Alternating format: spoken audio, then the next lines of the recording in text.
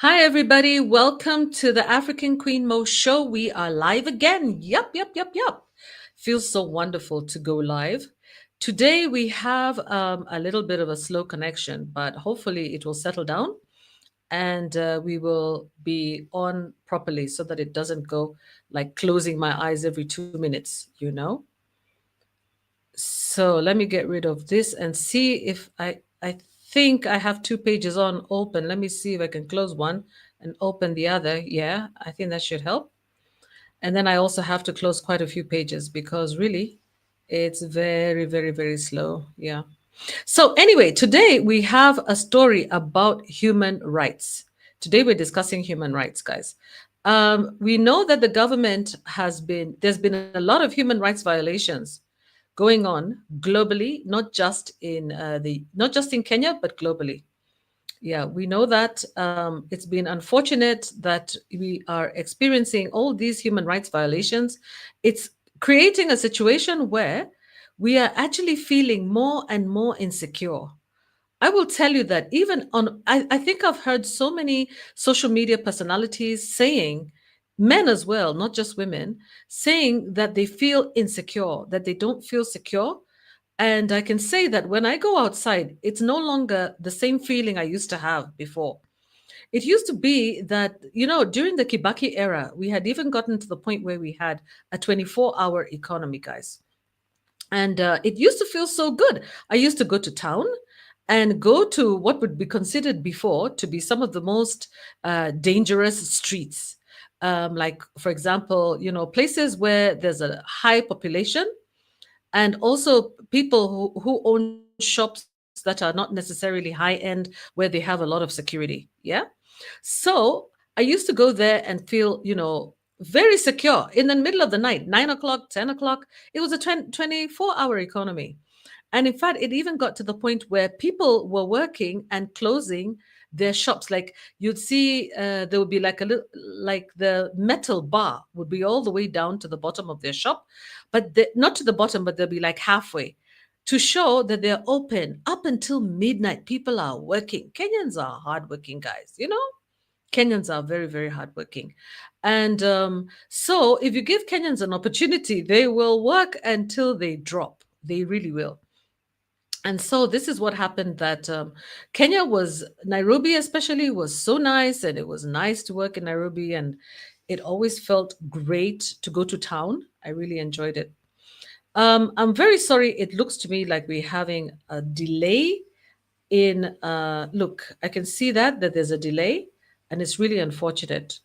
I think if you allow me, yeah, I'll try to see if it can be improved because I can see that there's a delay. But anyway, it will sort itself out eventually. Let me just try to reduce, my number of pages open. So I'm just hoping that at least the sound is not so bad, yeah? How many of you guys have come on board? Like, not very many of you yet, but I'm sure some of you will be watching very soon. Let me see if I add Susan, if that makes a difference. And let's see. Susan, can you hear me clearly? Is there a delay? Yes, I can hear you, but like you said, there's a bit of Oh, a that's delay. fabulous. Yeah, Yeah, in the there's picture, I can see my picture is moving slowly. I'm like, hiya, yeah, what's going on, man? This is a yeah. bit worrisome. Yeah, I'm connected fully, and it looks like it's full. So I don't understand why we have this movement of my face back and forth, which looks like very delaying. Yeah. Yeah. So basically, what I was saying is that there was a time when I would go into town, and it felt so safe. I felt good about going to town. I'd walk in town 9 o'clock, 10 o'clock, 11 o'clock. You still see people at the bus stops, hanging out. You still see people, at the bus stops hanging out, walking late, young people. And even during this period, there was even campaign time. People were printing T-shirts. The printers were open late. And I felt so good. I felt so, so, so good about, being in Nairobi and having that feeling. And people worked. And even Nakumat, if you remember, guys, there was Nakumat. It was a 24-hour economy. And the big shopping centers were selling. I remember buying items at 11 o'clock, 12 o'clock at night, going to the shops and buying things so late. As a woman, I never felt any sort of concern.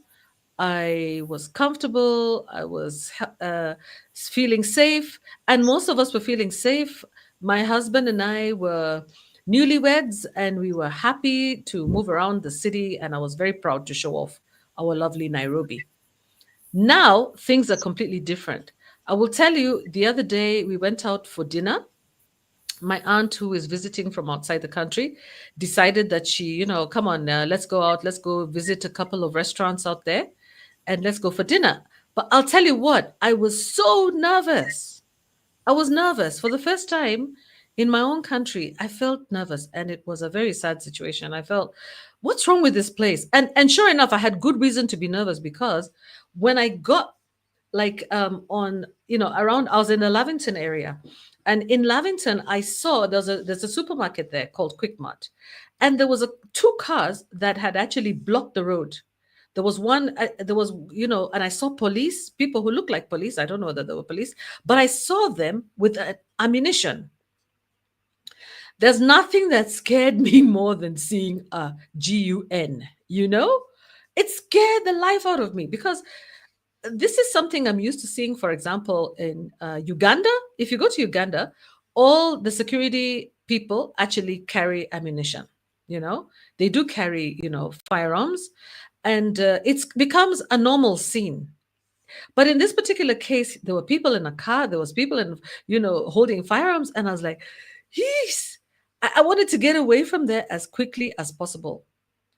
I don't know whether you guys are feeling this. Are you guys feeling it? When I say you guys, I mean all of you guys who are watching. Are you feeling this insecurity as women? And I think if you are, it's time for you to speak up. We can't allow ourselves to feel insecure in a country like Kenya, because what is going to happen is that it's going to impact on our businesses, it's going to impact on just our well-being. It's going to impact on the businesses that are out there that are trying to do night work. Like, let's say, restaurants and places like that, they'll not be able to sell at night because we won't be going out at night. It's as simple as that. Yeah, we won't. If we don't feel safe at night, and even, by the way, it's not just at night, even during the day. I know that in this Kenya, we have some beautiful new bypasses that have come up. And what happened is, now you're even afraid of using some bypasses. And you're thinking to yourself, if it's a lonely road, I won't go there. So this is what our Kenya has been reduced to. A place of insecurity, a place where you're looking behind your back, a place where women do not feel secure. Children, if you have children out there, I even feel more sorry for you, because if you have children, maybe teenagers who need to come home, let's say they've gone out and they need to come home from their outing. I'm sure there's a lot of mothers who are sitting there worrying. If you have daughters, you're very extremely nervous. And it's unfortunate that, our Kenya has actually become this country. It's so sad, guys. And if you guys are feeling this way, hi, Fia, welcome. I can see Fia's in the comment section. By the way, for those of you who are watching us using Facebook, I have a Facebook page. You can watch us on there. And you can also watch me. You can watch from the YouTube page as well. And you can also watch on StreamYard. On StreamYard, we have a link up there. But at the moment, what I'm talking about Fia here, and Fia is actually based in the UK. I'm telling her she's an African based in the UK. And, there's a lot of people who are in the diaspora, and they're looking forward to come back to their country, Kenya, or their country, Zimbabwe, or their country, Nigeria, wherever. And one of the things that scares us all is feeling insecure in our countries, like kidnappings, rapes. Sorry to have to use those horrible words, but there's kidnappings, there's rapes, there's abductions, there's all kinds of things going on. And what we don't realize is that we worry about the international tourists, but we don't worry about ourselves. Now, before I continue on, why don't I introduce Susan and just let Susan say hi to you guys? She's busy there organizing her papers. She has a lot to present to you. Susan will be doing the news brief, and I'll be supporting her by providing some videos that you can watch in the background. But at the moment, one of the most difficult topics to discuss is this one of human rights.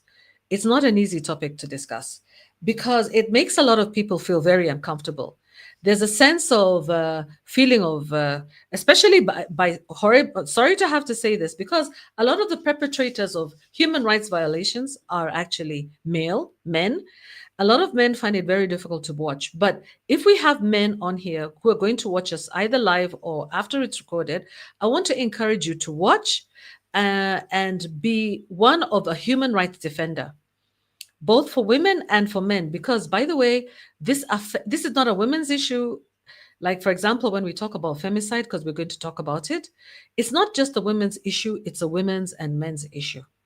So, Susan, welcome to the show. And yeah, how have you been? How do you feel? Do you feel secure in Nairobi?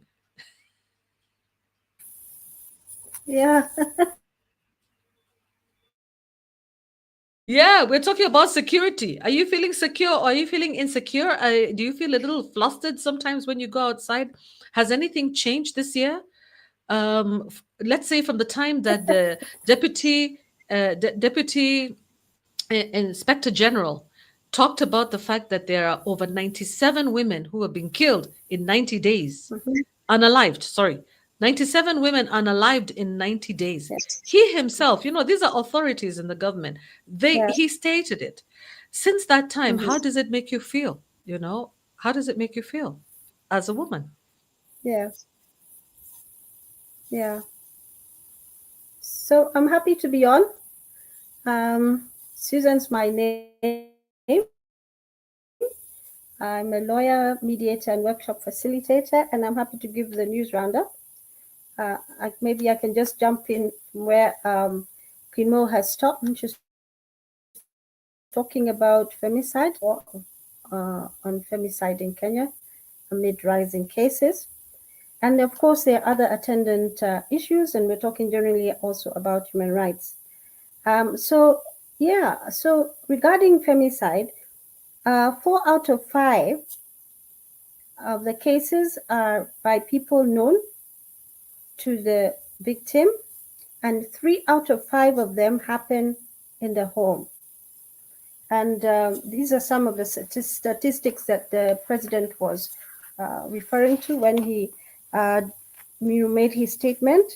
He has committed 100 million shillings for a safety drive from the 25th of November. So we are hoping that they will have a good strategy. I do know that there was an intersectoral meeting with people from different sectors to come and find a way to. They were supposed to develop a framework that was supposed to address these. The president highlighted a few things. He said that they were going to focus on enhancement of the gender desks. Remember, IPOA, when they were responding to some of the issues that were raised by the bishops, they did say that we have our gender desks. So there's enhancement of the gender desks at police stations, enhance or create, establish gender desks in hospitals, because the women can be maybe fast tracked for with rape kits testing and all that, and even management, giving the psychosocial support that is necessary, and then young people need to be equipped with skills to prevent uh, this. And we have talked about this. Interestingly, he's talking about this, but in our previous shows, we talked about life skills, education, including and incorporating behaviors and providing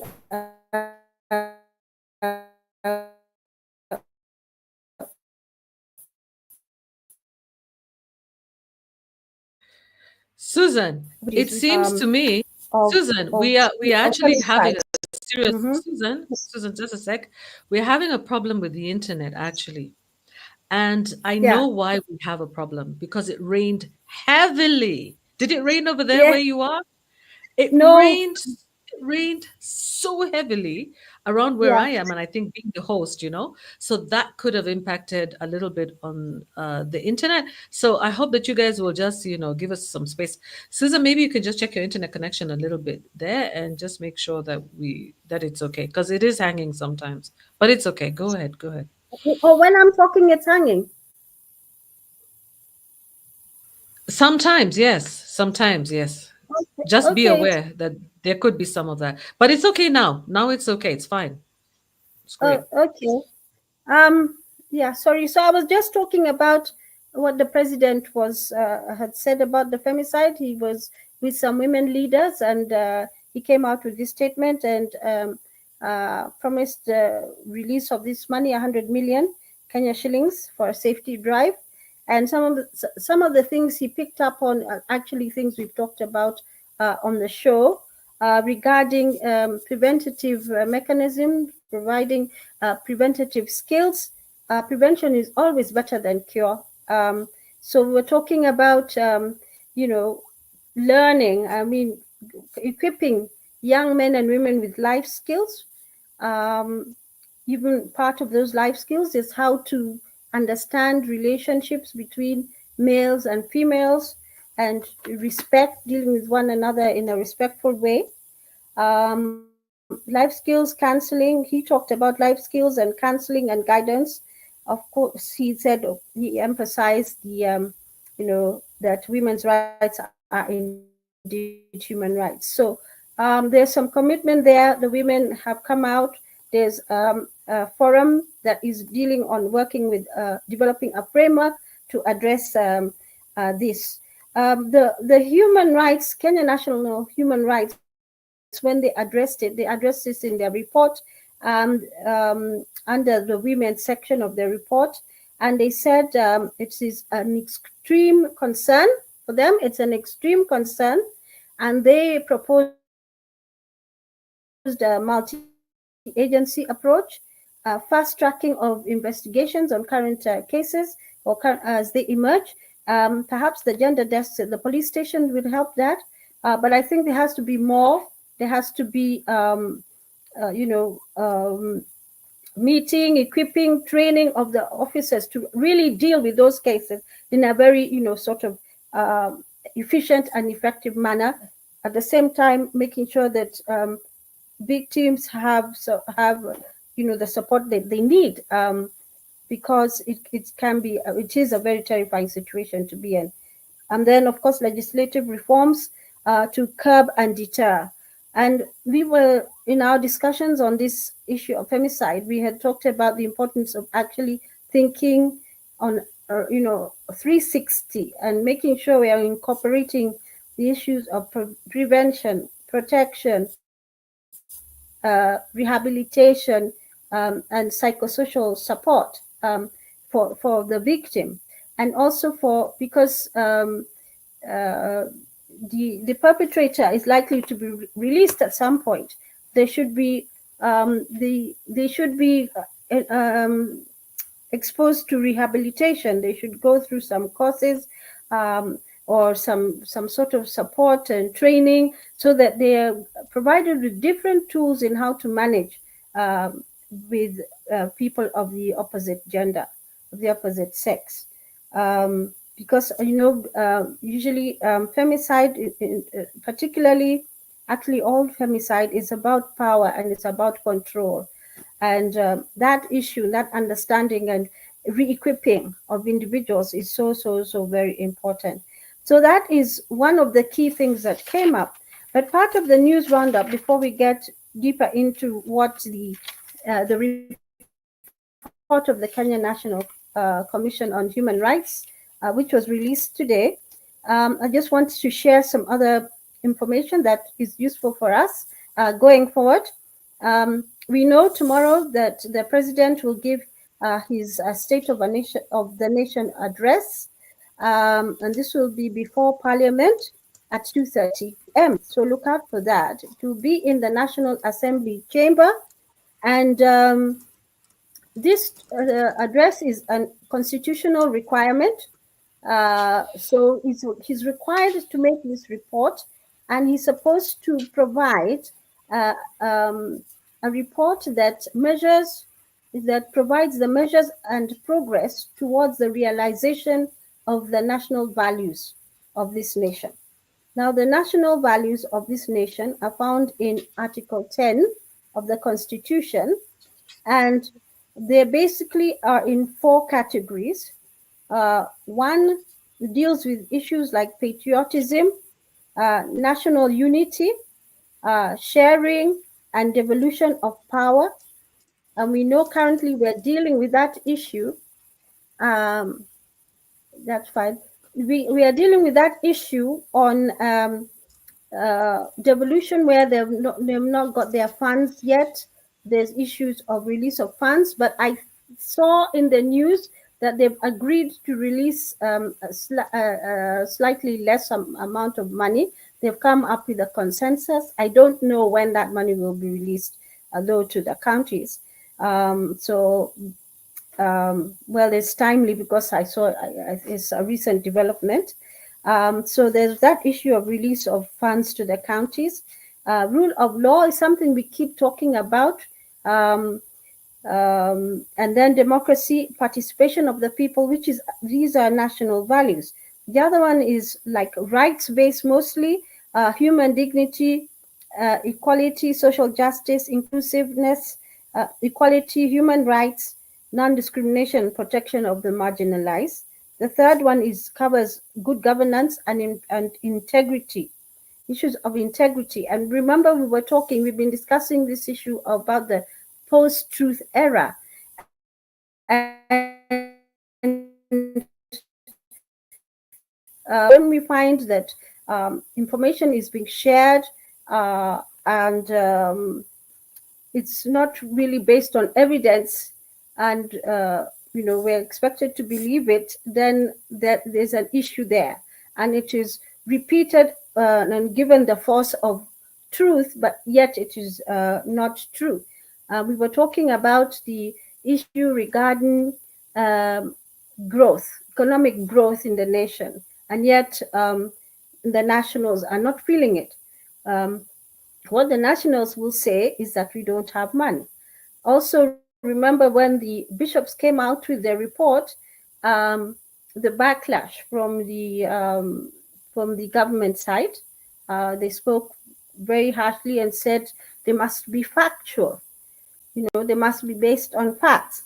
And the comeback from that, of course, was that the bishops' issues were based on facts. They interact in the space in which those issues were raised. They are in the health sector, they are in the education sector, they are in social responsibility sectors. They're in the sectors that they were talking about, where these things are happening. I was reminded, I was just watching an interview with Ruben Kigame, who was a presidential candidate. Well, I think he was locked out toward the end, but he had submitted his papers. And he said, well, the church has always spoken for the people. It has always, and if you look back into the history of even going to the Moi era, we remember the likes of Joya and Getare and Monassis Kuria. And, they were head to head with the, with the executive on excesses of power. And we know that the church has always engaged. So he was saying, it's a historical fact. He's not surprised that the church has come out and spoken, because that is something they've always done as part of the history of this nation. And he reminded us that there was a magazine that was called Beyond. It was a Christian magazine, it's a Christian publication, and the owner of it, the main owner and journalist in it, called Bidan Bogwa, was jailed in Manyani. with also Macaulay and some other journalists who were locked up for, speaking truth, even interviewing the clergy who were very outspoken about these issues. So when we're talking about, I'm talking about this in the context of the post-truth era, because the church has facts. They're talking from a factual basis, and the government will give different facts. And remember the terminologies that we used that accompany this post-truth era is alternative facts, fake news, post-truth, or misspeaking. And the euphemisms that you'll see, for instance, when we talk about the issue of the donations that were given by the president last weekend, president and the political class. Um, in one instance, when Kithuri Kindiki, the deputy president, was giving the donation, he said it is sadaka. He called it sadaka, and he said, it is, we cannot. It is, fundraisers are not allowed, harambes are not allowed. We don't have a law to govern it, and they were stopped.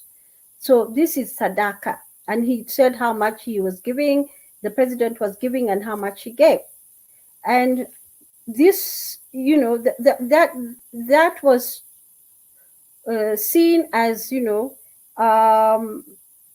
that word sadaka, you know, that word sadaka. They didn't want to say it was a donation, and they said it was not a harambe, it was not a fundraiser. So it doesn't fall within the prohibited degrees. But if you go somewhere and you announce how much you're giving, and especially in a church setting, and you're calling it sadaka, which is supposed to be a private thing, it's between you and God. You put it in an envelope and you put it in the offertory bag. That's how it's supposed to be done. But it was announced. So the issue of, post-truth is this, you're calling it by another name, and you're trying to convince Kenyans, and there are some Kenyans who believe that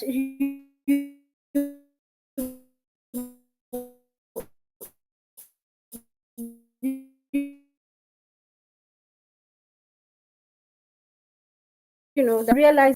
So transparency, accountability, and sustainable development. So this is what we expect to see in the president's report. And after he gives his report, it's supposed to be published in the Kenya Gazette, and he's supposed to submit that report for debate.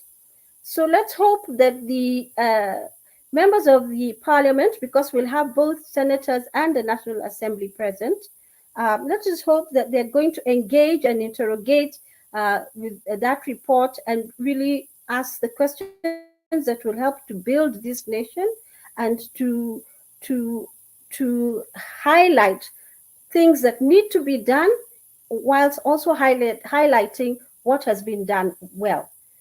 So that's what we're expecting there from that State of the Nation report. So let us take time to watch and follow as good citizens, and so we can also participate and engage in it, and have just know what is going on, because we found out it's very important to actually know what is going on. I don't know whether anybody on the chat has anything to say or ask about this State of the Nation report before I go to the next topic. So the headlines Susan, I was just going to say we today. have Fear is watching. Unfortunately, Yeah. sorry guys that it's such a horrible connection today. It's not the easiest one for any one of us. Yeah. It's because we have a problem with the internet. By the way, did you guys hear? I don't know whether this is true or not, but there has been some internet interference reported in the media, but has to do with some countries that are at war, that are interfering with the internet connection. And I wondered to myself whether this might interfere with our streaming here in Africa. As long as we're in Africa, just, everybody should just be patient with us. And just expect that it's not going to be smooth sailing. Yeah, we are going to try our best to make sure that it's always, that we're audible, and we'll try our best also to present whatever we have for you. And I do have one or two videos I'd like to share. Susan gave me some links, and I'm trying to see how to show them. Susan, can I show one maybe on the femicide issue that you discussed earlier, or is it too early for that? Or do you No, want no, us to you discuss? can. Yeah, I Yeah, you can. can. Okay. We talked about it, Yeah. so it's good for them to see. Yeah. Let's see, guys. So sometimes it's good to hear from the horse's mouth. Let's see what the horse has to say here regarding the issue of femicide in Kenya. Just a sec. I'm going to share with you a video file of when the president was talking about it today. I was quite surprised that actually he discussed it. I was like, hey, yeah. So he's finally admitted that there's actually femicide going on in this country. You know, by deciding that he's going Let's to address it, it means, let's yeah, that actually. remember What, Susan? Did you say something? he has a State of the Nation address. Yeah, he has to address the nation tomorrow. So he has to. These are some of the questions he has to make sure he's going to have something to say about. Mm-hmm. Mm-hmm. You know, Yeah, I was quite surprised I'm actually, to sure be it very will come honest. up. Yeah, I was Yes, quite surprised. yeah. I was like, hiya. So actually, that issue is unfortunately, it looks like. Let me see if I can find the file. Oh my God. Oh yeah, there we go. Let me present. President Ruto announces countrywide anti-femicide something. Listen to this. Yeah. I feel like I'm on newsreel.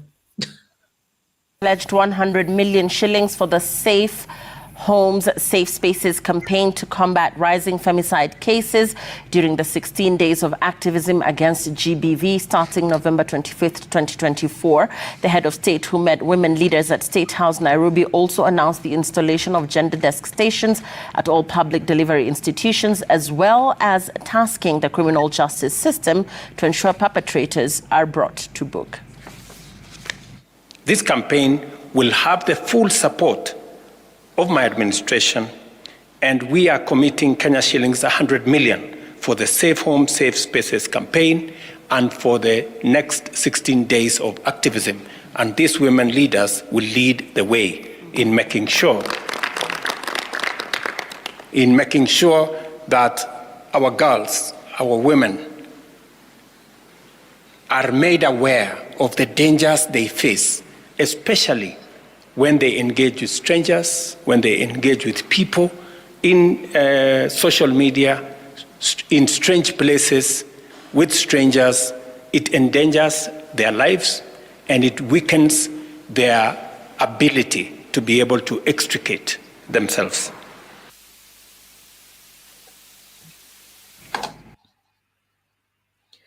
Okay. Let me remove that from the studio. Wow. What's your reaction to that, Susan? Or anybody in the comment section? Yeah, you can see he's talking about safe space, safe home, safe workplace, safe, and that's really what we're looking for. And just to say, 16 days of activism, viewers may know about it. It's an annual event, and the women usually have celebrations, activities that will really highlight, gains in women's rights, protection of women, women's issues. And so this year, you can see that they have managed to get the head of state to commit some money towards enhancing these gender desks and everything. But like I said, the education, the equipment, the what do you call it, facilitation and equipping those who are behind those gender desks with skills to manage this issue effectively and efficiently is really, really very important. And we really need to continue to do deeper research on the issue.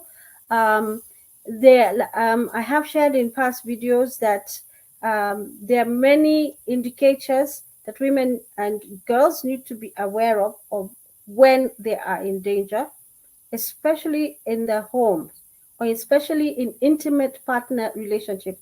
Actually, the president did refer to the intimate partner relationship. That's where it's highest. The femicide is highest. And these are the things that women need to know about. We even having things like teen violence. It's even, where it's happening between young people who are dating, teenagers. We can say people below, from 19 years old and below, or even 20 and below, they're still in maybe early first year or something like that of university. We've had incidences of unaliving by intimate partners. I think I shared a story like that in a previous video. So definitely it's important to keep this up, keep talking about it, keep encouraging people to look out for danger signs or what they call red flags. And one thing, this research that I've been following and study that I've been following from she's from England, and that is her area of expertise, is that it's not a red flag, a red mist, not a red flag, sorry, it's not a red mist situation.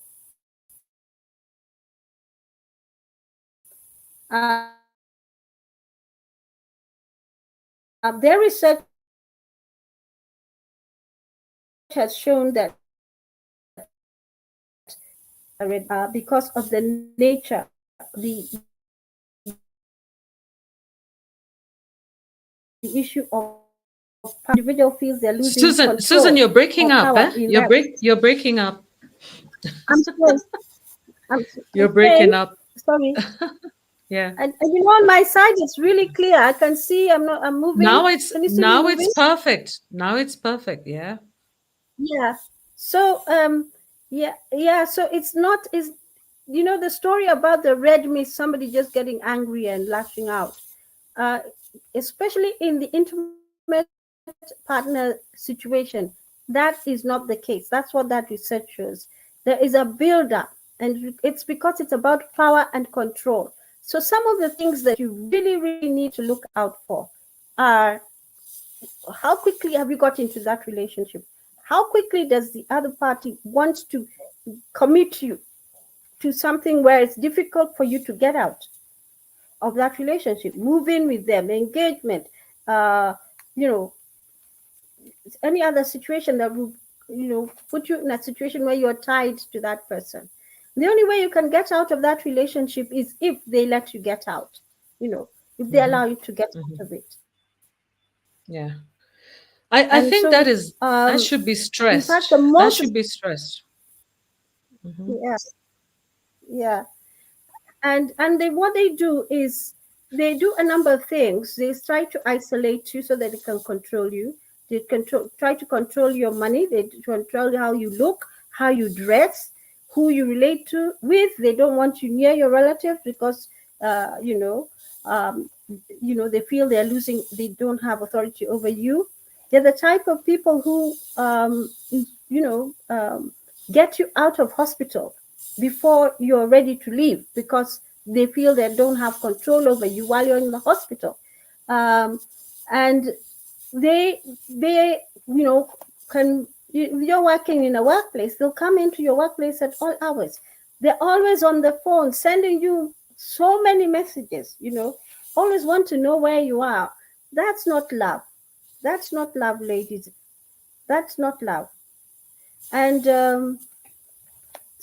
and then when you don't do what they want you to do, they can even threaten to commit suicide and do some extreme things to themselves, and stuff like that. And those are, again, not good signs. The other thing that, when they find that they can see that you have sort of decided that you've had enough and you're likely to leave, that's when you are in great danger. In fact, I was reading a study by in Australia, and they were saying that women leave up to 7 times before they decide to leave those type of oppressive situations. So they'll try 7 times to leave. And the most dangerous time is after you've left. And being lured to go back for your things, that's a trap, ladies. That's a trap. Don't go back. Once you leave, you leave, and just keep safe, because um, once these individuals feel they have lost control of you, you're in great danger. So it is a very complex issue, and it's what is so hard about it is that it's easy for me to sit here and tell you that the amount of emotional control that the perpetrator would have is so intense, and it's not something that is that the lady, the woman, can get out of, can and it's something that is really, really very, very complex. So I think we need to do a lot of studies. We need to contextualize it for Kenya. We need to find ways to retrain people so that they don't approach, they don't see that women are that women are chattels or items, that they're possessions. They see them as living beings who are supposed to be partners in a relationship. Yeah, so it's quite an intense subject, and I'm happy that that money has been availed, and we look forward to seeing how it's going to be used. So going on with some of the other news before we go now to Susan, let me allow the me to rest of comment. the I wanted to say something. I wanted to say something about that video yeah also. Yeah, just to make some yeah comment on it. First of all, I want to acknowledge that we have Shadrach in the comment section, and he's talking about the fact that the yeah Catholic Church has always done well when it comes to defending human rights. And so he yeah feels that what the top bishops have done is commendable and should be emulated by yeah other denominational groups. Totally agree, Shadrach. And actually, I have a video to play on that. And it's really true. Yeah, I attended a Catholic school, and human rights was on top of the list of everything we did, literally. All these Loreto schools that we went to, they taught us human rights and to defend the defenseless. Yeah, to yeah be the voice of the voiceless is so yes important. But what I did notice there, which was, I thought I saw a little bit of hypocrisy when I saw the president's address to the nation on femicide. Two issues came to light. One is the fact that everybody who attended, who was behind him, was a woman. For yeah the very first time, our president was enthroned by women, only women. mhm, It is as if the yeah only thing that women leaders in this country are good for is to defend yeah femicide. And to me, I thought that was a very sad and very poor show. I would have loved to see men and women standing behind the president, men demonstrating that they are also anti femicide and also concerned for the well being of women in the country. That's the first thing. The yeah second hypocrisy that I noted is that it seems to me that the interest level of our women leaders seems to be tied to the money, the 100 million shillings, and the 16-day campaign. Any opportunity to eat, yeah, to eat off the pain of women, the pain of families who 500 women plus have lost their lives since 2012. In the past 90 days, we're looking at 97 women, but actually they have increased. Even just yesterday, we lost another woman.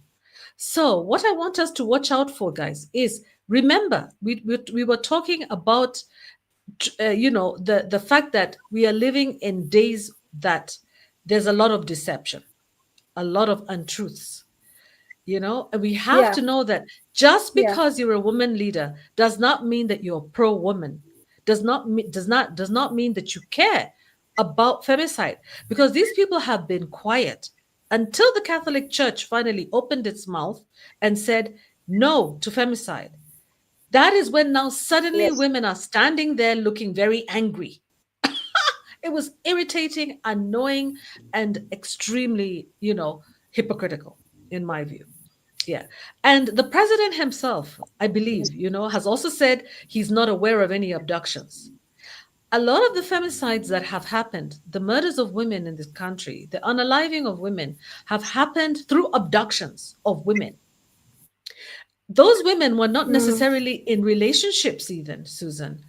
Although I appreciate Susan's support to women and giving us very important advice, women very important advice about how to handle intimate relationships, because this is where most femicides take place.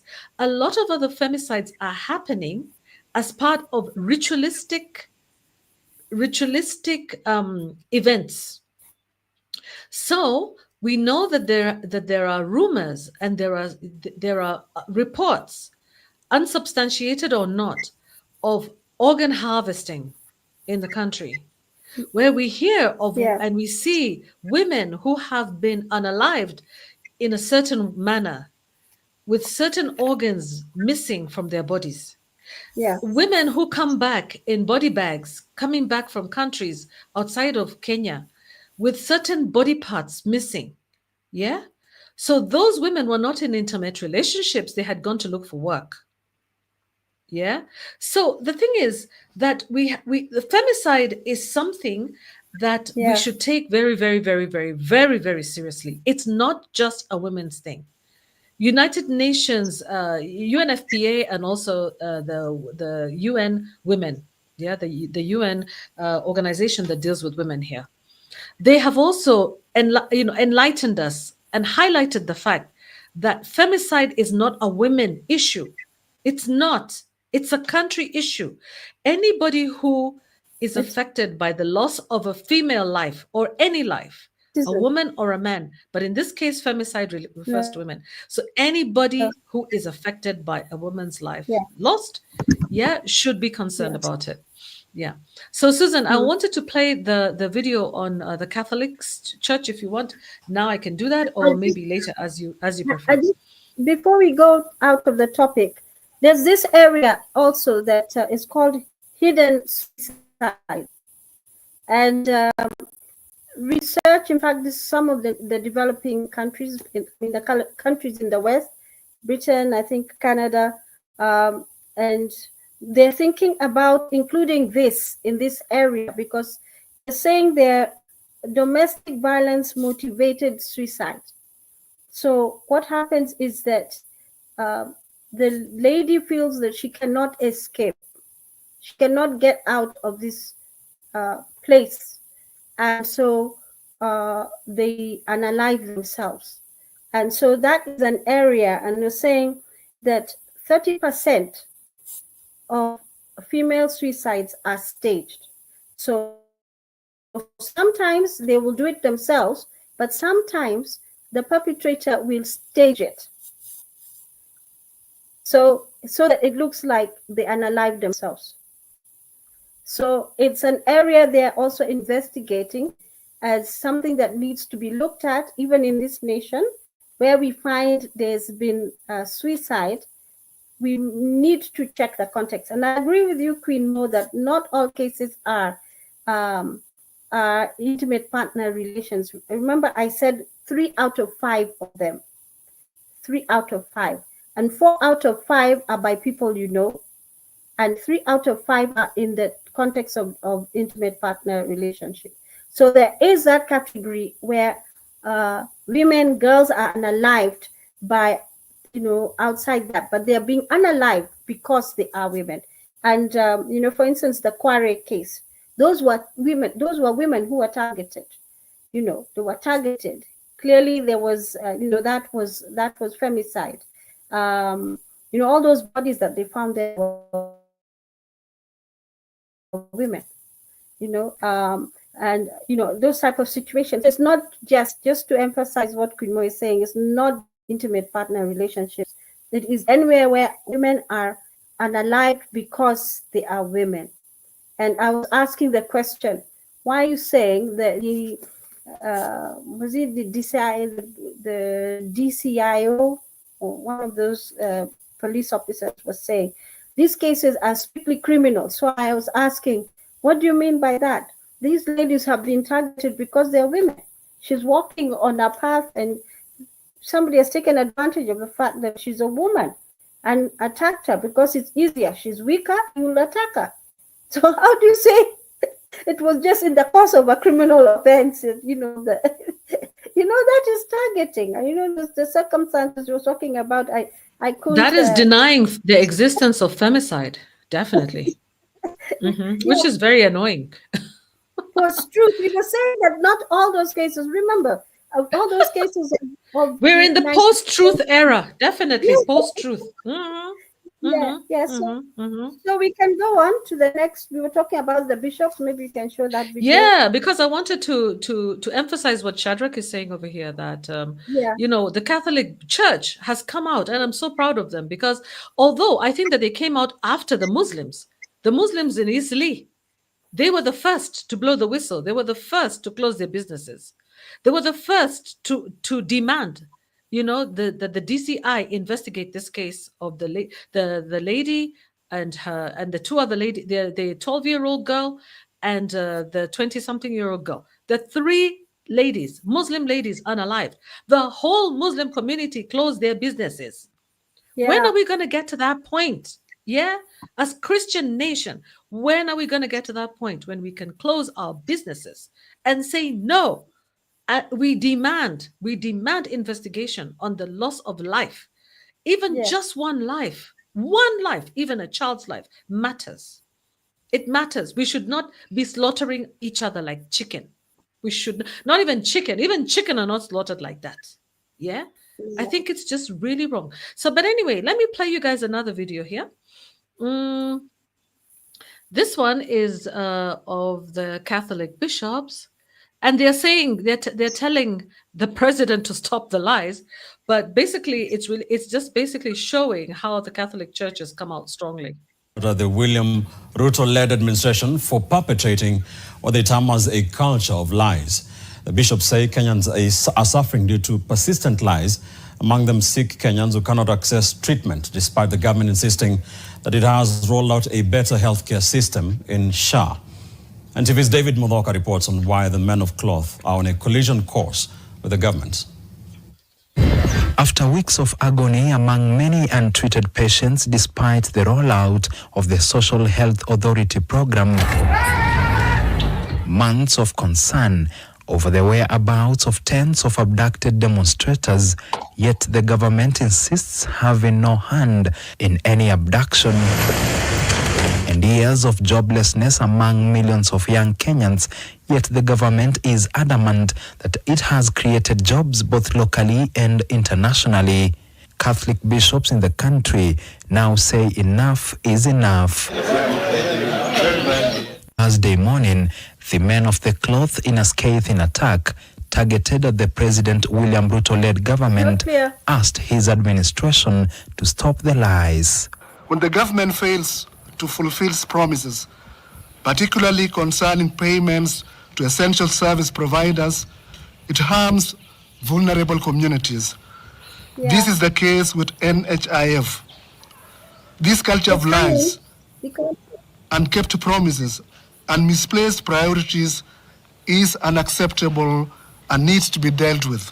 The bishops further put the government on task to give Kenyans answers, especially on the blatantly recurring incidents of reported abductions, disappearances, and killings of Kenyans, and the increased murders of women. Some who have died or some who have gone missing and cannot be accounted for. We cannot live in a country where human life is treated like the life of a chicken. This is what we are trying to raise. And we shall continue voicing this out, that the lives of people living within the borders of our country are protected as per the Constitution. Other national issues raised by the bishops include overtaxation of Kenyans, rampant corruption in government, the delayed reconstruction of the IEBC, which has left some areas without representatives for more than 2 years, the unpopular extension of term limits of elected leaders, as well as political wrangles, which they said have made many people lose trust in the government. It is not the first time that the President William Ruto administration has been accused of lying to Kenyans, but Catholic bishops want it to be the last. calling on the President William Ruto government to be responsible, accountable, and keep the promises that made it elected in the first place. David Muthoka, NTV, Nairobi. Oh, first of all, apologies, huge apologies. I could hear Susan yelling in the background. It's hanging, it's hanging. Susan, this is really unbelievable. Embarrassing, Yes, isn't it? You know, we need to yes. blame all the. I think we need to bring Elon Musk over here so that we get into his Starlink. I think it would be a bit better when it comes to the quality of internet connection. I will try to maybe change my internet connection right now. But yes, I can see that it's hanging and it's really not good. So let me just get out of studio for a little while and maybe come back in. Okay. Let me just like remove.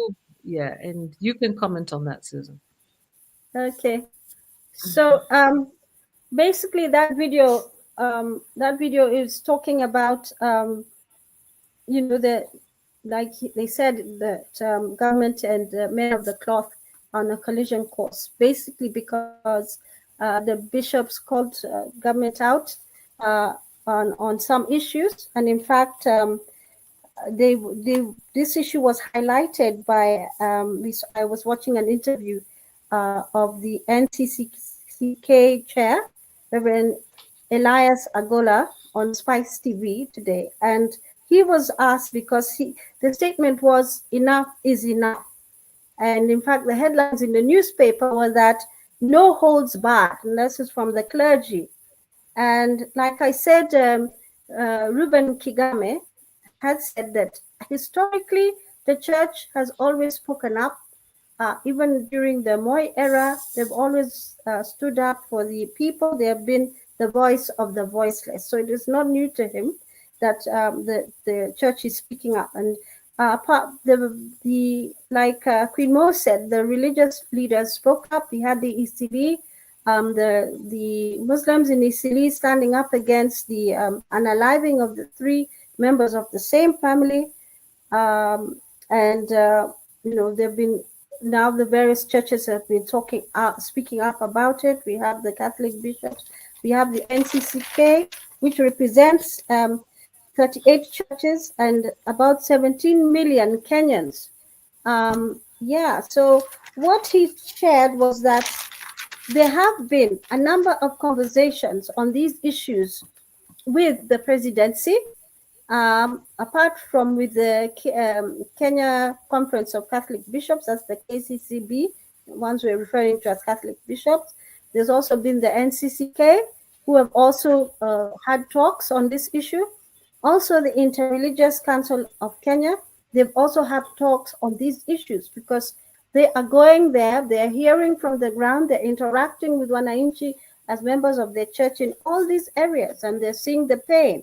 One of the things that Reverend Agola said is that, we are burying people who have been denied services because of the new system. The transition is not good, and the Kenyans are the sufferers, and they felt compelled to speak about it. And so some of the issues he spoke about is that when the conversations did not bear fruit, that's when, for instance, the Catholic bishops decided to come out and share what they in public.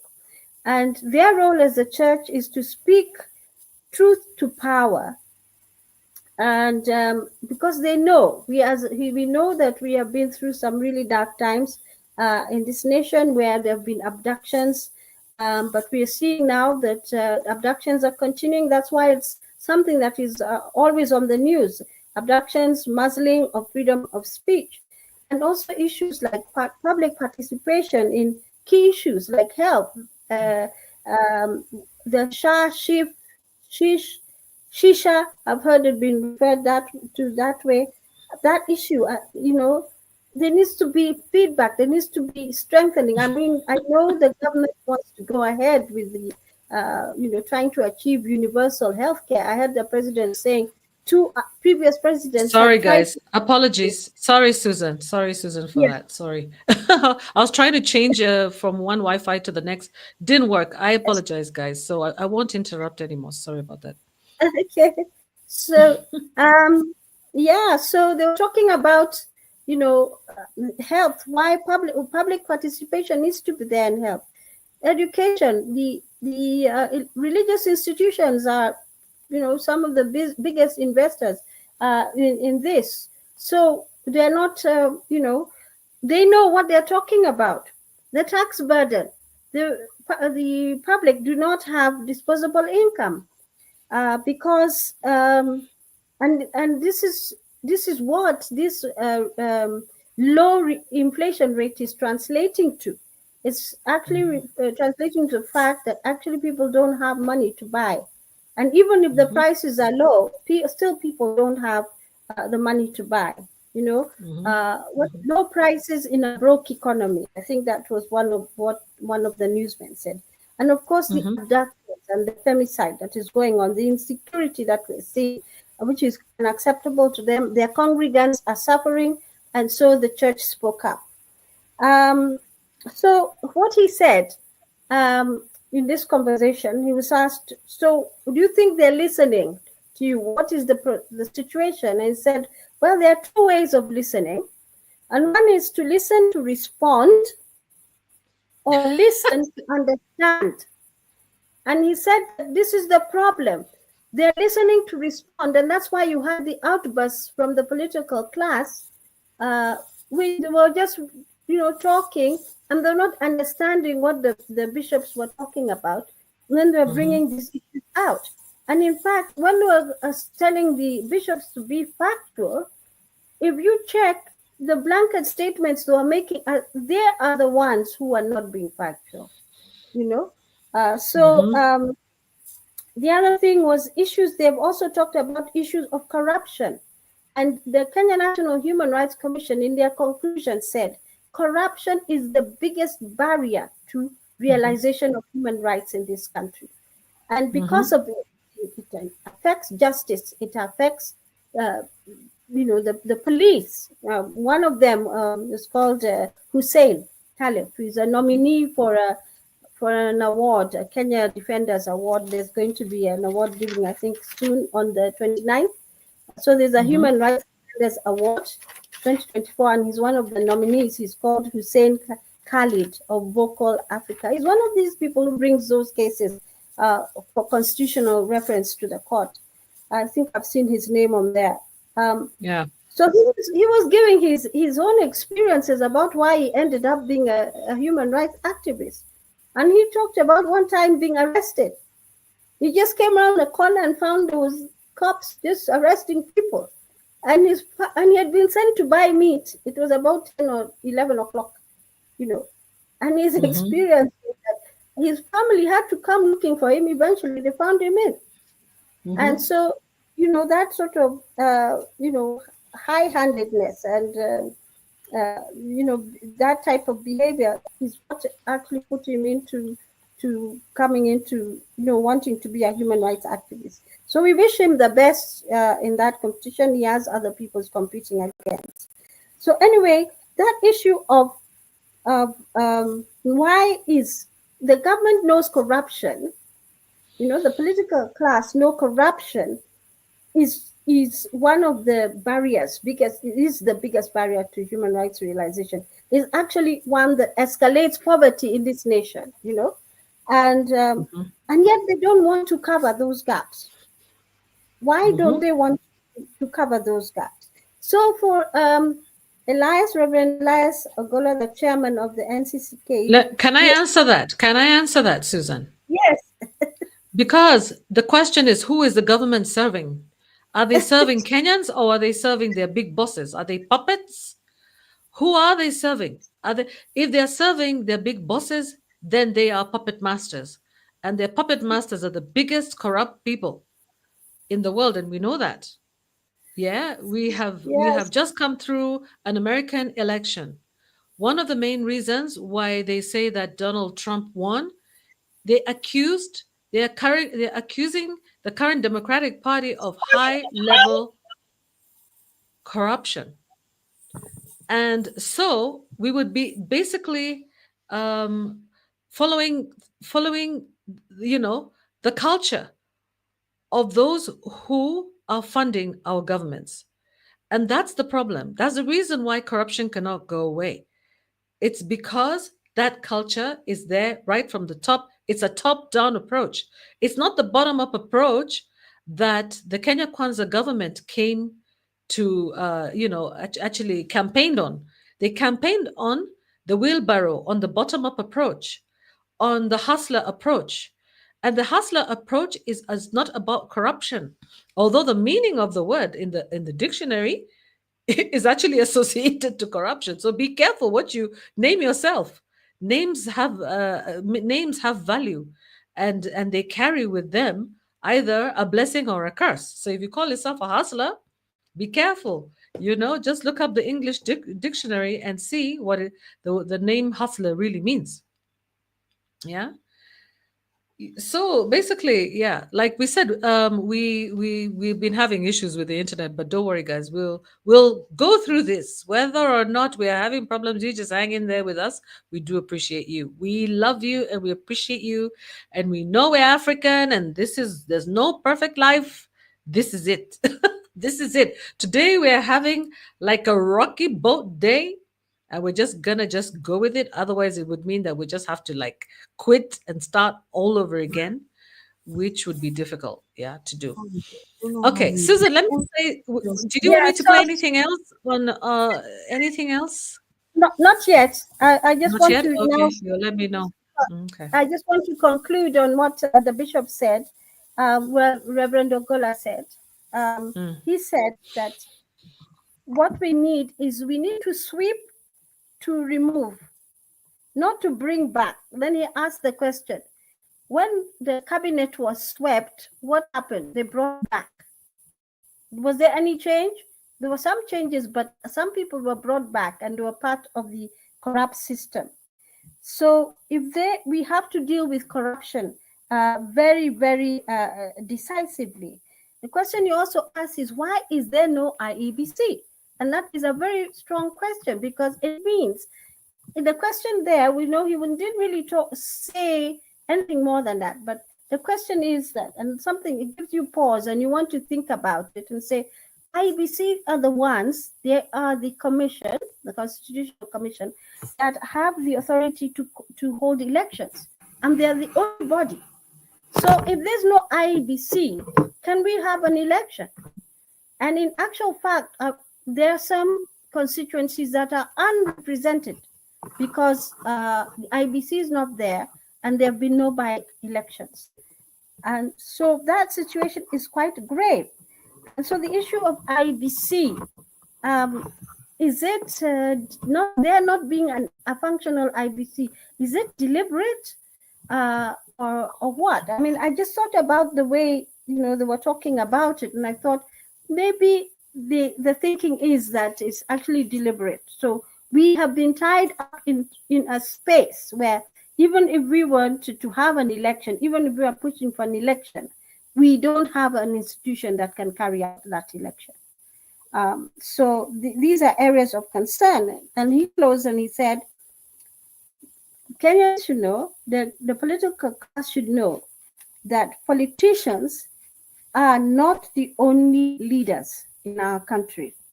So the church has come out quite strongly, and like I said, historically they have always stood firm, and we have some people there who we can remember, and I gave some of the names. There was Mwananzeki Getare, Joya, Manasseh Kuria, and several others who we need to remember in the 19, who were there and speaking up when we felt there were excesses of government. Yeah. So is there another video? There was one on. So interestingly, at this time when we're looking forward to hearing the State of the Nation report, the other interesting thing that has happened is we've had the Kenyan National Commission report, which was released today. And then we also have the judiciary who also released a report a few days ago. And theirs is on on the judiciary and the state of the judiciary and administration report. And some of the things they talked about, and this is why we need to be really concerned about the situation, and why the church calling for accountability, and even citizens calling for accountability is, is really serious. Is that they say that they have been underfunded, that they are getting 50% of what they need, what they asked for. And this underfunding is somehow affecting their ability to deliver, because they're not being able to employ enough, say, Court of Appeal judges. They're 29 and they need 70. And it's a way of sort of, we're not sure whether it's a way of controlling, but there's always been that allegation or statement that that this is how, this is sort of like the excesses of the executive, because they're in control of what comes to them, and also Parliament, and they're so they try to keep them under control that way. And actually, the constitutional commissions, including the Kenya National Commission on Human Rights, is also underfunded. In fact, I heard one of the comments from Caliph was that they are just getting money for administrative costs, so they're not really getting money for their programs and stuff like that. So they're not getting enough funds to be able to be really effective in their work. Something that highlighted the tensions between the judiciary on one side and the legislature and that is Parliament, and the executive on the other side, was a statement made by the National Assembly clerk, who told the judiciary, please just treat us a little kindly sometimes. But we know when it comes to the yeah. I do it. I have it. Okay. So we know that so we know that some of the criticisms, or when it comes to the human rights cases, I was just looking at my constitution here, and we know that the judiciary has a role, and their role is to protect breaches of human rights, to protect constitutional breaches, to protect against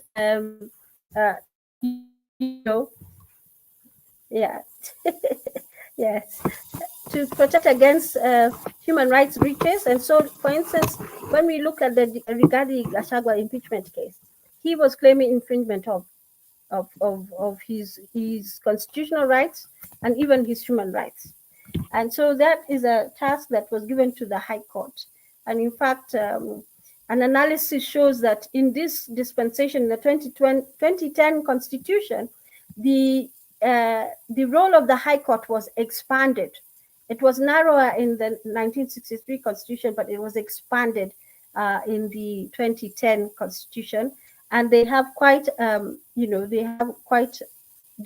are the court that is charged with hearing cases on constitutional, where the parties are claiming breach or infringement of their constitutional rights. So, like I said, just to recap that bit a bit, we have the State of Nation report by the President, that's by the executive, tomorrow. But before this, we've had two reports which are significant, one from the judiciary and the other one from the Kenya National Commission on Human Rights. I'm sure if we interrogate, we'll find other reports which have come before this one. And so that, let's look to see whether, when we're looking at that, the State of the Nation report, whether he's going to highlight on the national values and principles of governance that he's supposed to be reporting on, to show how we have progressed in that direction. So I don't know whether you have any question to ask Queen Mo and anybody else on the chat.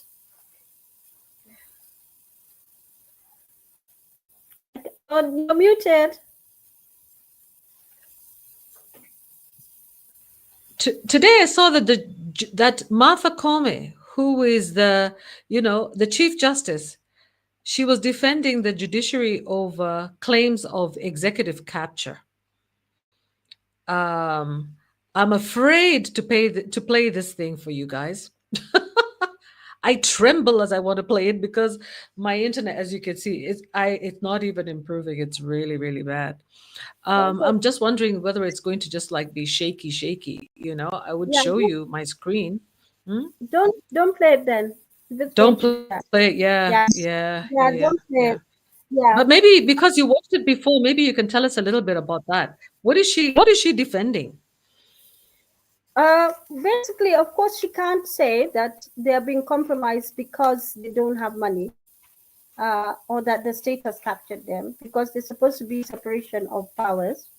So, but the other speakers in that video say that Kenyans are not convinced that there's no state capture of the judiciary, and that is the way it is. They don't feel convinced that there's no state capture. They feel that they're not getting their justice in court, and there's interference at the end of the day. And obviously, if funds are being withheld, or they're being given 50% of their funds, they start feeling that there's some level of control. Whether it is real or perceived, that is neither here nor there. But the perception of the people is that the comments that are coming back are that the public don't feel that the state is not interfering, especially in these high-profile cases. I mean, I know people still cannot figure out why Gachagua was not giving his full day in court, at least at the high court level. And just to say something, the appeals which are pending in court, and from people will say, okay, he's he as long as there's an appeal, as long as the case is still alive, that case is not concluded.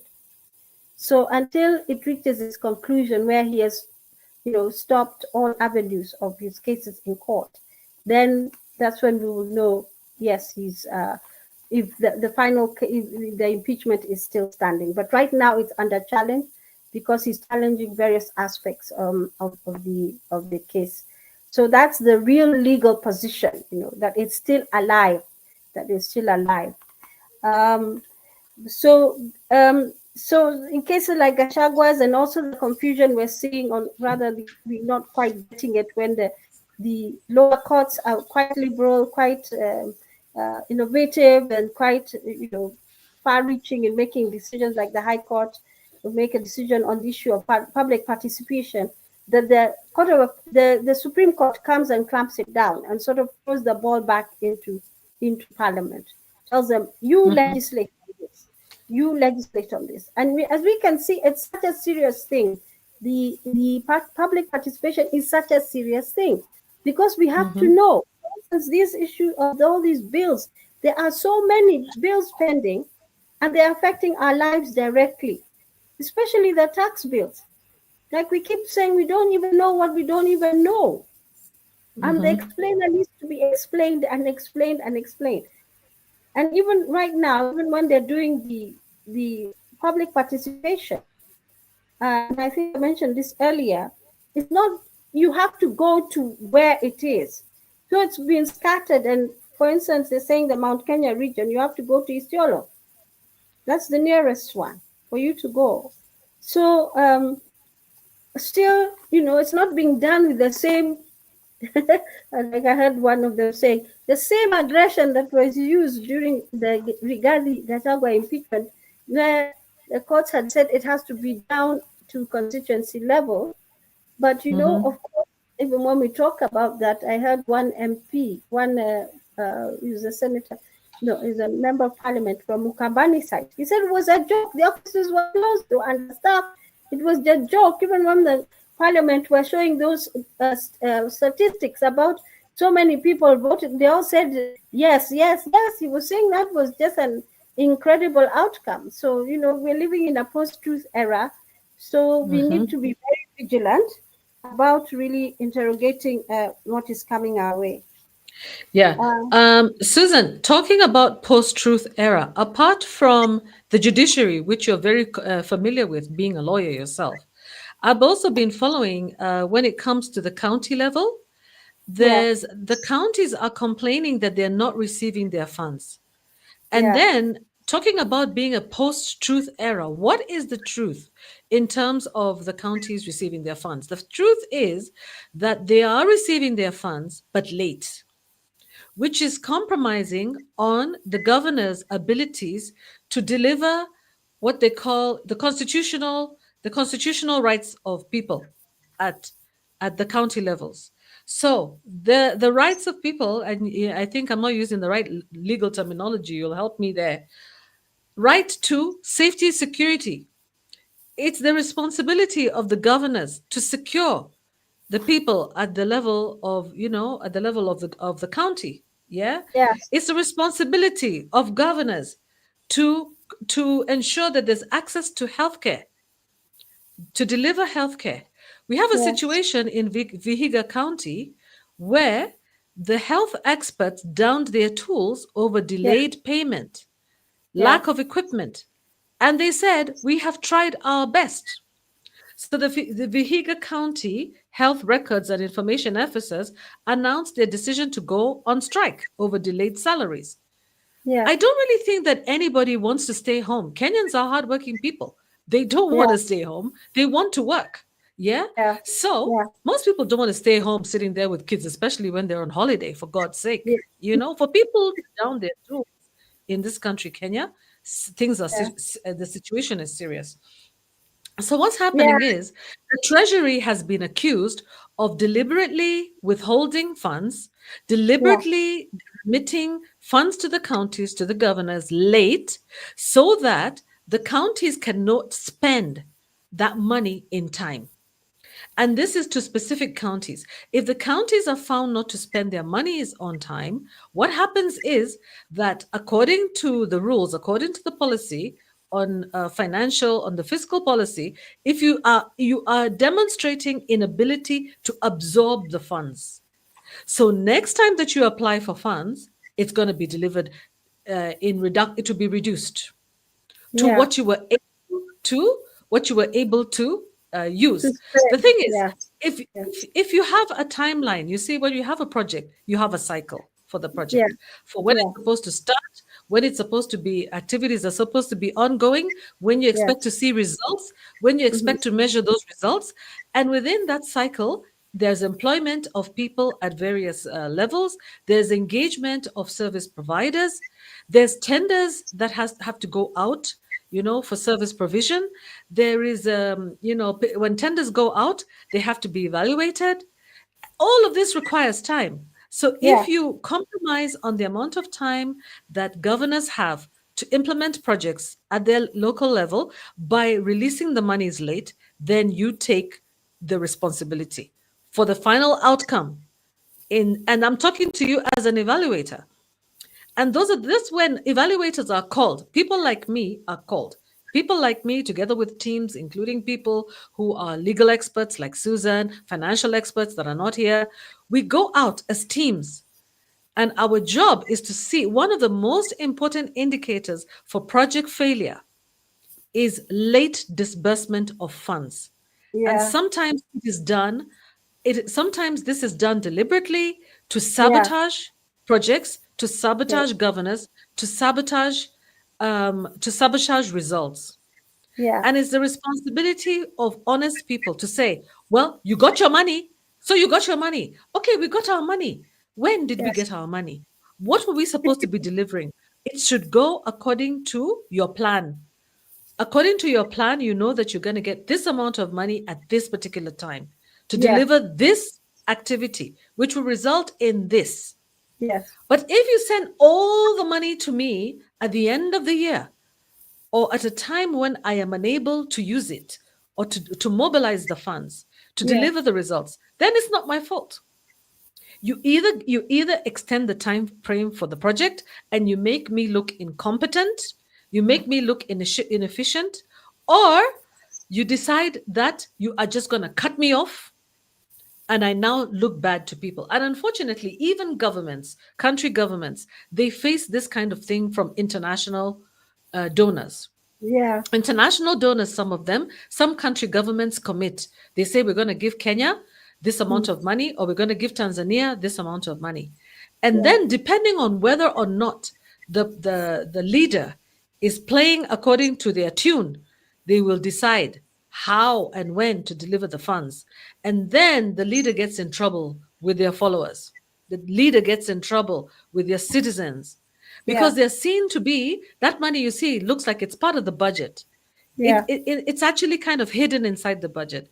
So it's difficult then for somebody like the president or the deputy president, whoever's in charge, to say, oh, by the way, this money was coming from this country and they were supposed to be funding that particular project. So we're in this post-truth era. We are coming to you as professionals to help you as citizens, to help all citizens understand how these things work. So when you go to blame your governor for not delivering on specific objectives that they had, plans that they had, a mandate, a manifesto that they planned, go back and find out. It's your responsibility as the citizens to find out, when is this money being remitted from the national treasury, from the national coffers, because the money comes from the central, comes from the national, from the treasury, which is at the national level, is in Nairobi. So that money is supposed to be going to Turkana, Pokot, West Pokot, Kisumu, Mombasa, wherever.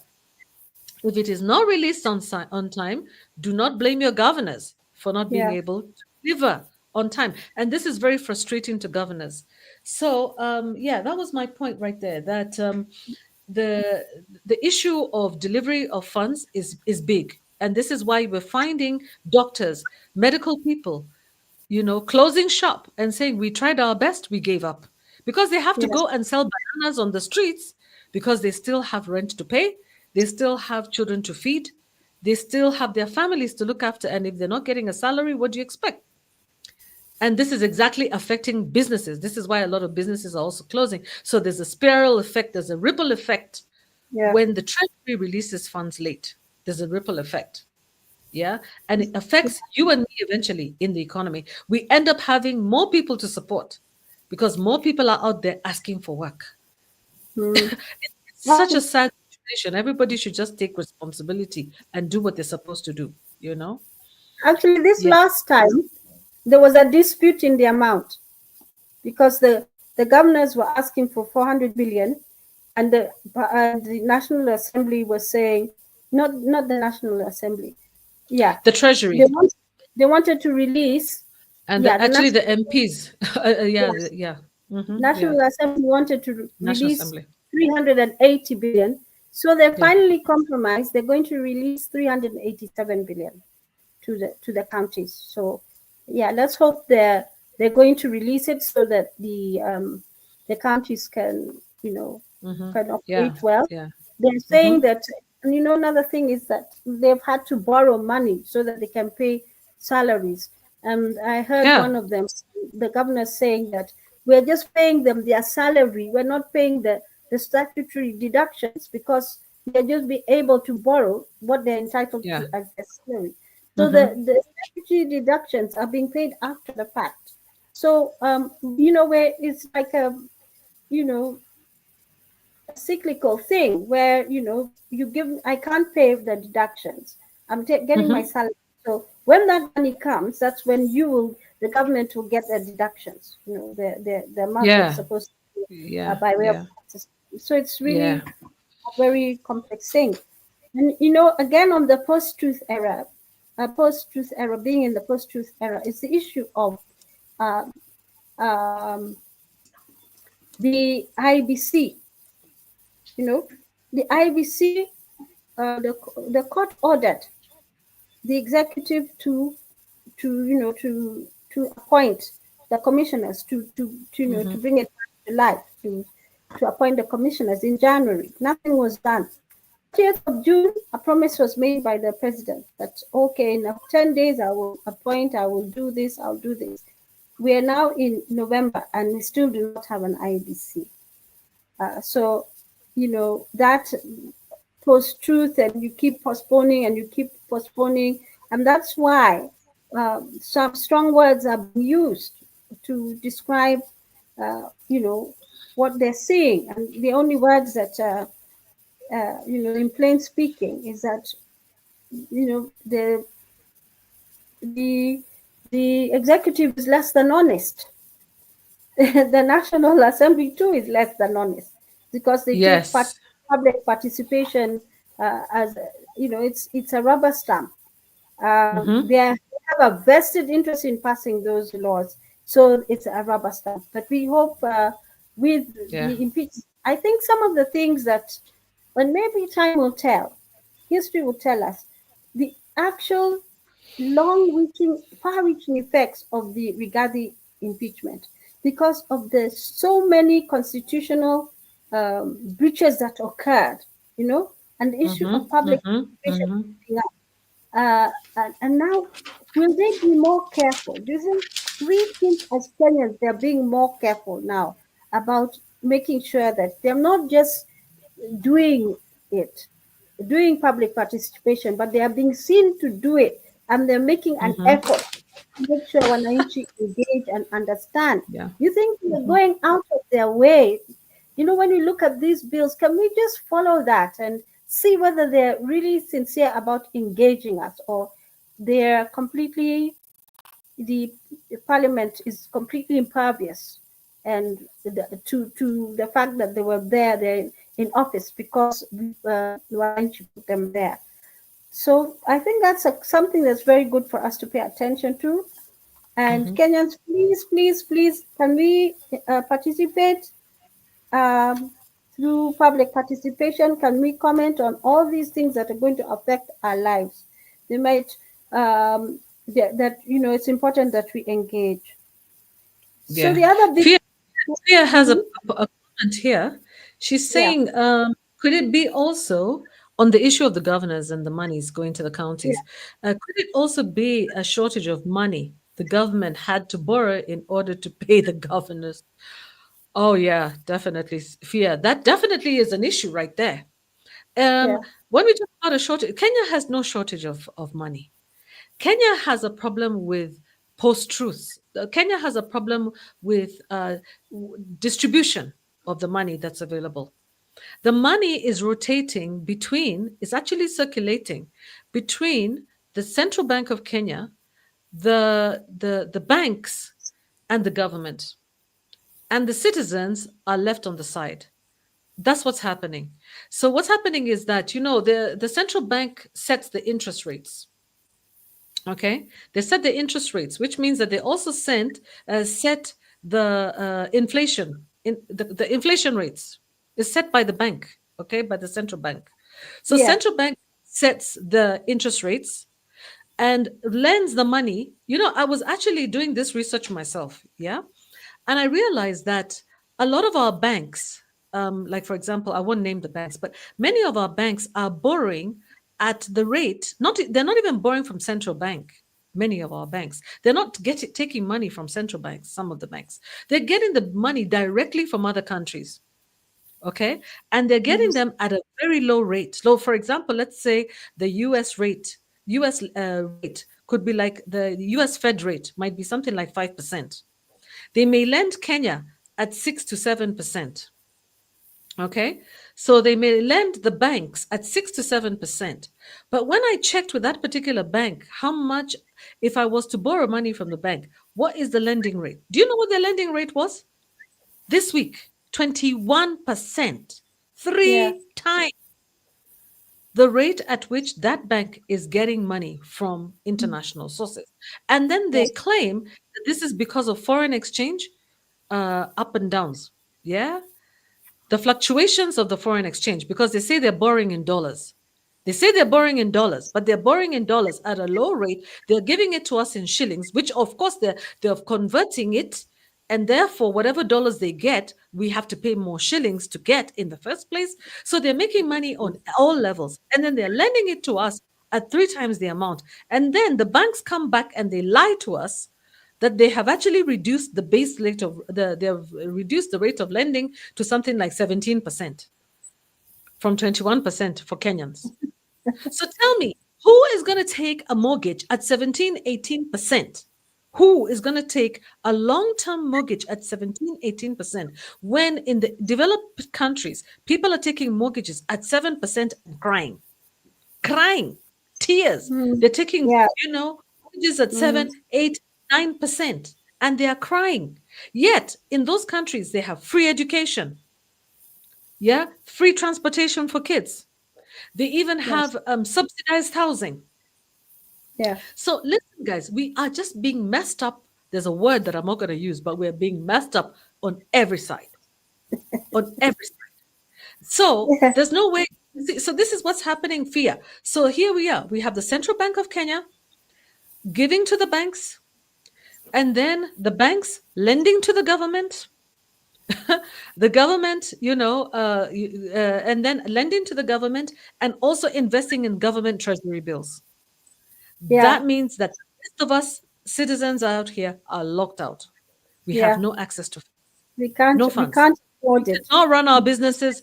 We cannot do Mm. nothing because we're competing with government. Meanwhile, the government is taxing us, overtaxing us on everything, and doing whatever it can to try to the government, by the way, you heard before, we've talked about this before. The government actually has a budget. I think their budget is something like about it was 2.2 trillion. No, is it? Did I say trillion?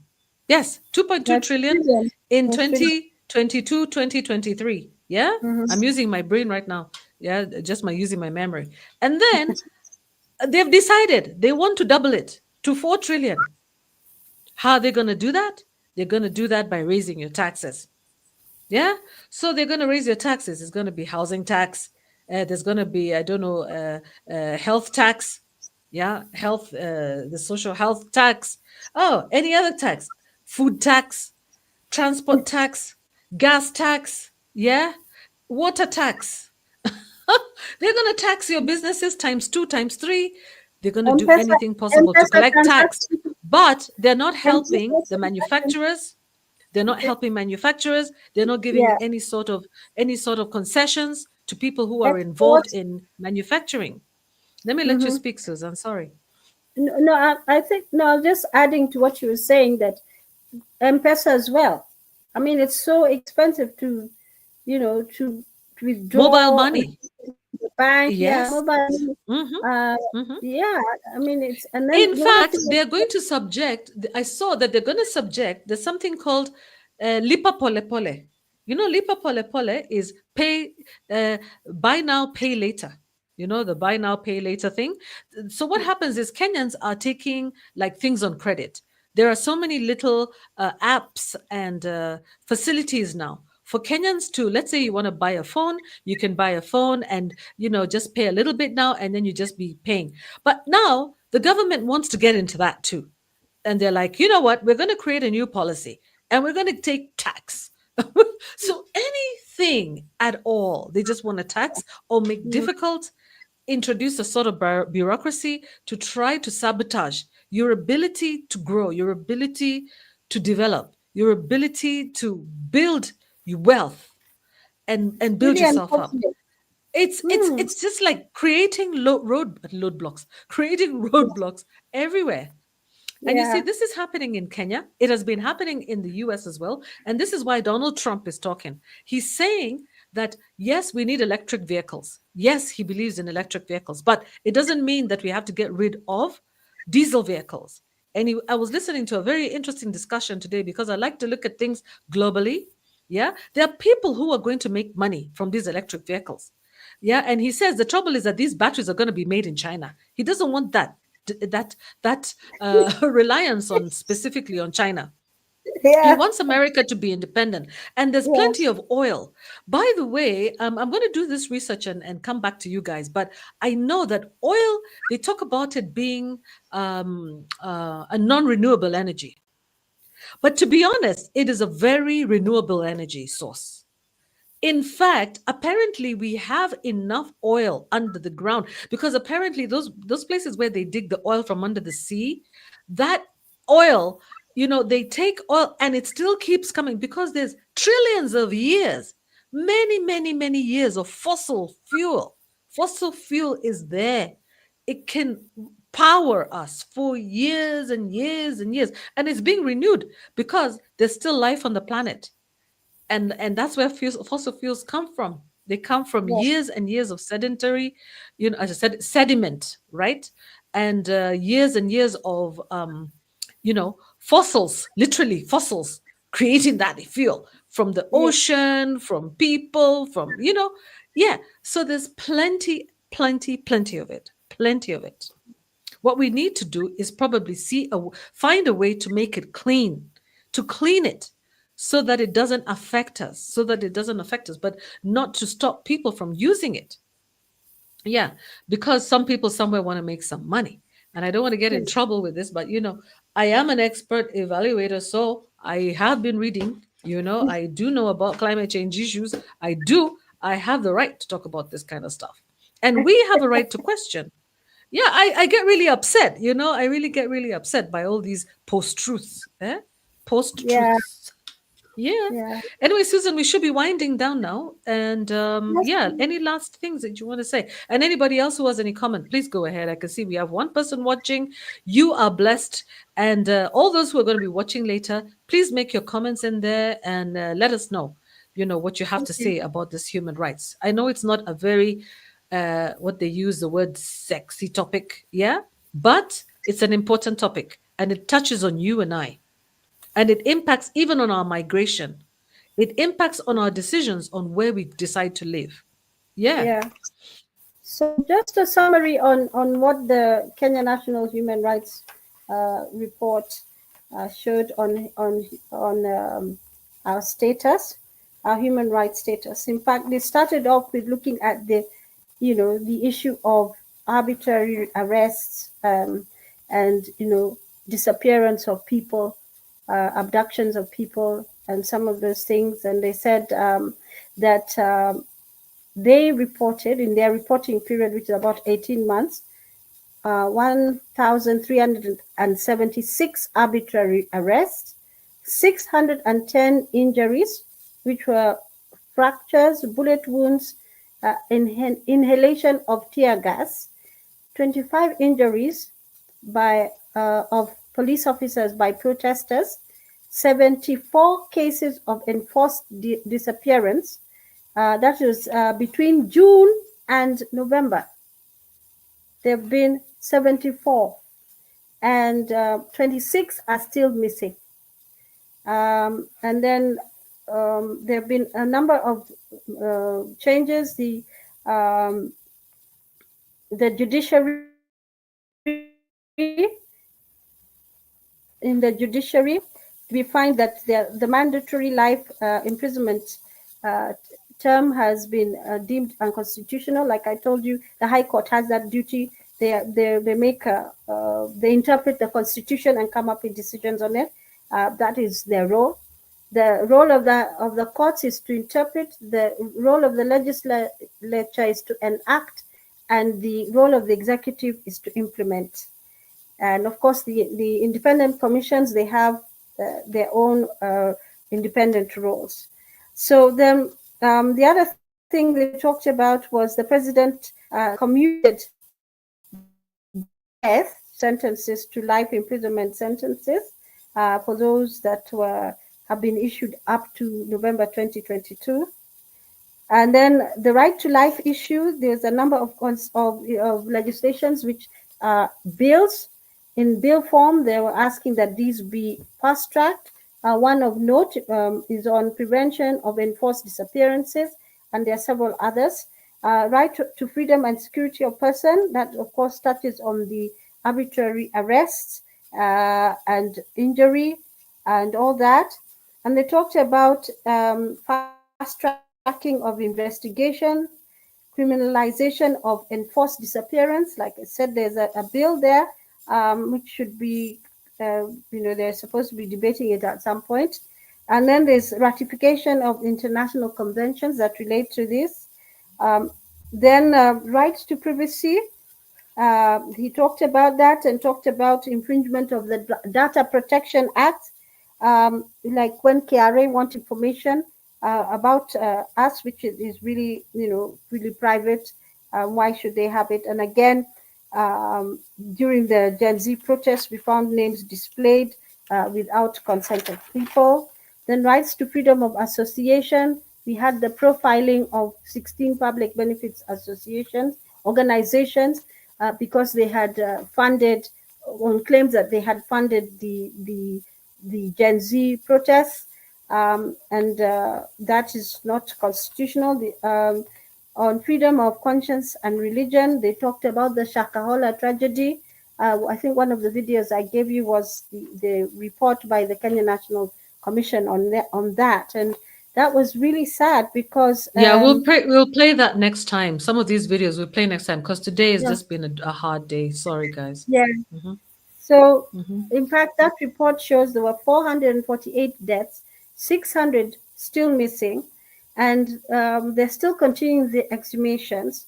And only less than 10% of the bodies they found have been identified and repatriated to their families.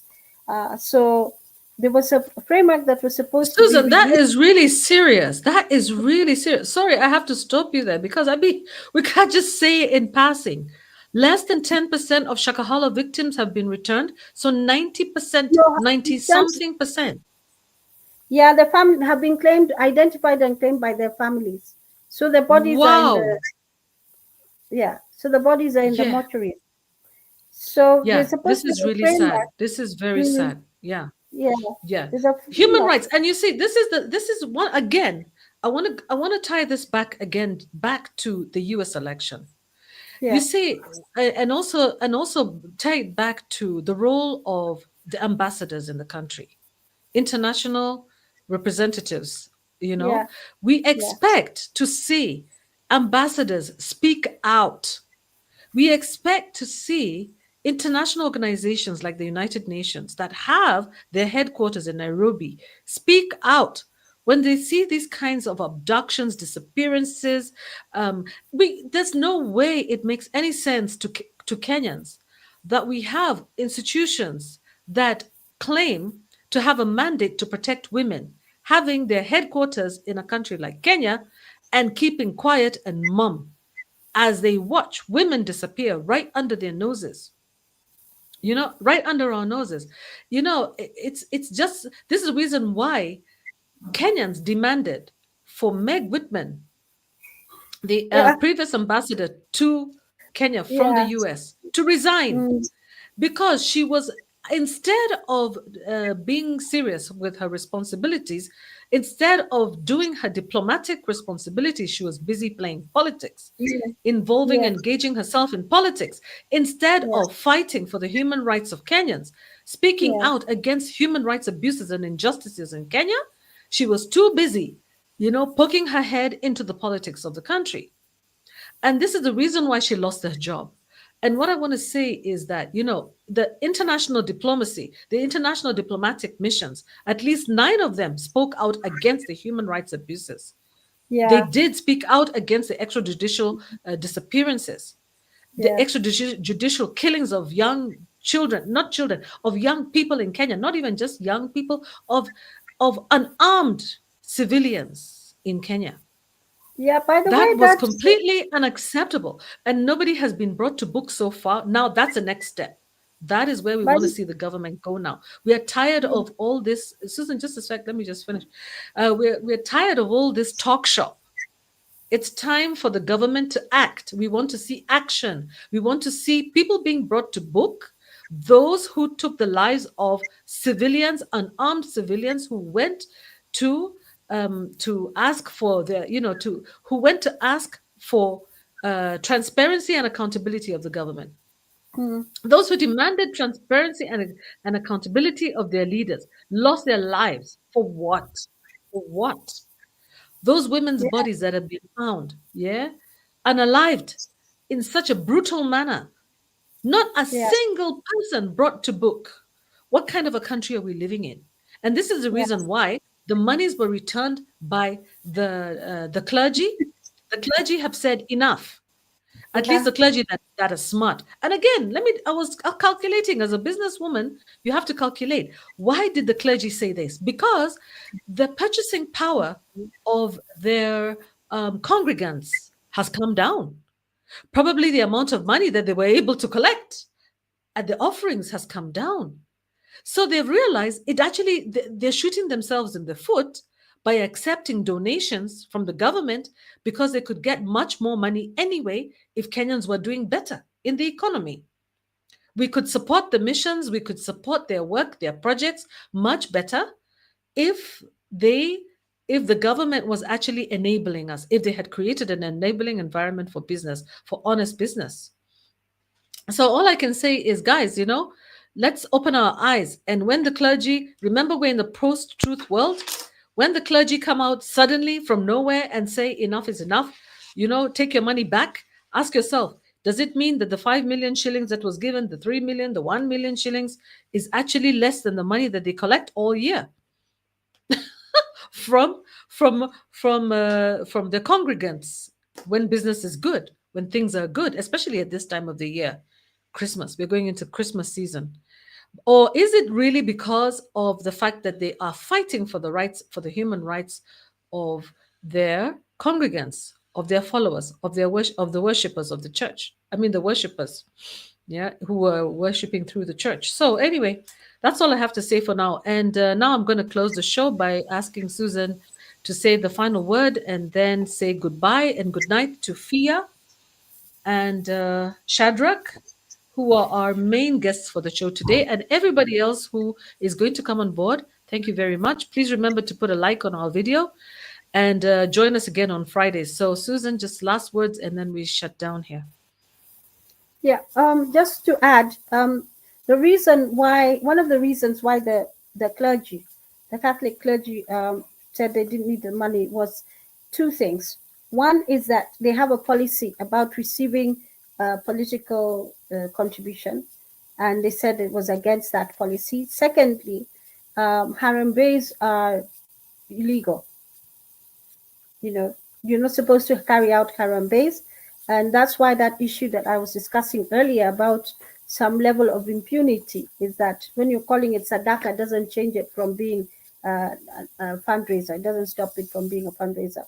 And so those are the two reasons why they refuse to accept it. Of course, the third reason would be they don't want to, in any way to be seen for them to be compromised in any way, because they are, the church is supposed to position themselves as the voice of the voiceless.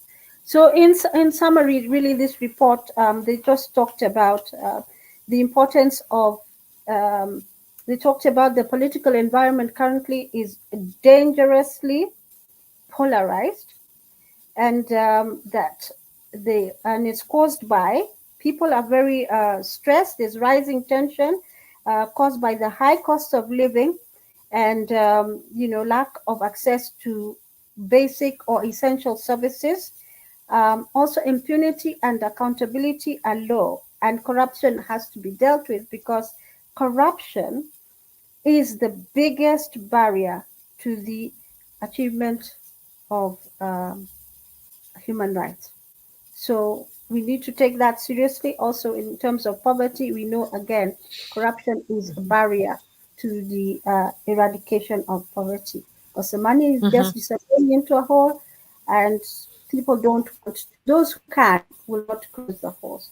And we have heard the taxmen or economists saying, if these holes are closed, if we deal with wastage, then we would not have to be in this problem.